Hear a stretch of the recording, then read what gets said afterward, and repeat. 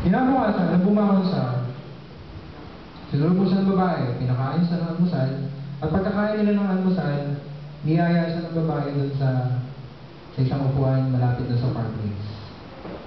So, kinusap siya ng babae, kinusap ng babae yung bata, sabi niya, ano mo ba kung ano ibig sabihin ng John 3:16? Sabi ng bata, hindi ko. Kayo, alam niyo ibig sabihin ng John 3:16? Sabi ng babae, ang ginawa ng babae, kinuha niya yung Bible, tapos binuksan niya, binasa niya yung mga John 3:16. Actually, inisa niya, hindi ko sabi yun. Ang nakalagay ito, gano'n na lang ang pag-ibig ng Diyos sa sanlibutan na ibinigay niya ang kanyang bugtong na anak upang sino mang sumampalataya sa Kanya ay hindi mapahamak, kundi magkaroon ng buhay na walang hanggan. Sabi ng babae sa kanya, alam mo, ganito kalaki ang pagmamahal ng Diyos sa tao. Naniniwala ka ba na mahal ka ng Diyos? O baka naman natatalo ka ng pagkainit, natatalo ka ng mga alalahanin mo sa buhay. Tatanungin kita ulit, naniniwala ka ba na mahal ka ng Diyos? Amen! Sabi ng bata, opo, naniniwala po ako. Sabi ng babae, kaya lang may problema ka.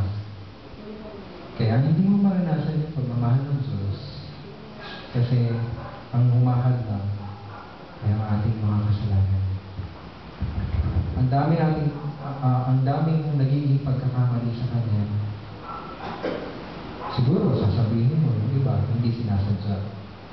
Pero ang point is, nagkakaroon pa rin ng kasalanan sa Kanya. So, yun yung nagiging handa para maranasan mo yung pagmamahal ng Diyos na dapat sana ay nararanasan mo ngayon. Ngayon, gumawa ng kaparaan ng Diyos. Meron siyang way na ginawa. Para kahit na may kasalanan ka, kung ibibigay mo yung buhay mo sa Kanya, kung magtitiwala ka talaga sa Kanya,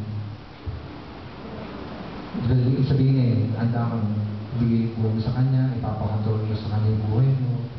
Baga, kahit ano sabihin niya sa'yo, susundin mo. Kung gagawin mo yun, kahit na may kasalanan na patatawarin na ng Diyos.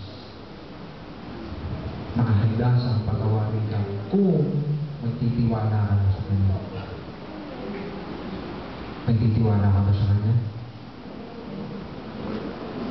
Sabi ng bata, opo, ngayon, nakahanda ka pang tanggapin si Jesus Christ sa buhay mo? Nakahanda ka pang gawin sa Panginoon mo, tagapagligtas? Pag sinabing Panginoon, ibig sabihin, siya na yung masusunod sa buhay mo. Sabi ng bata,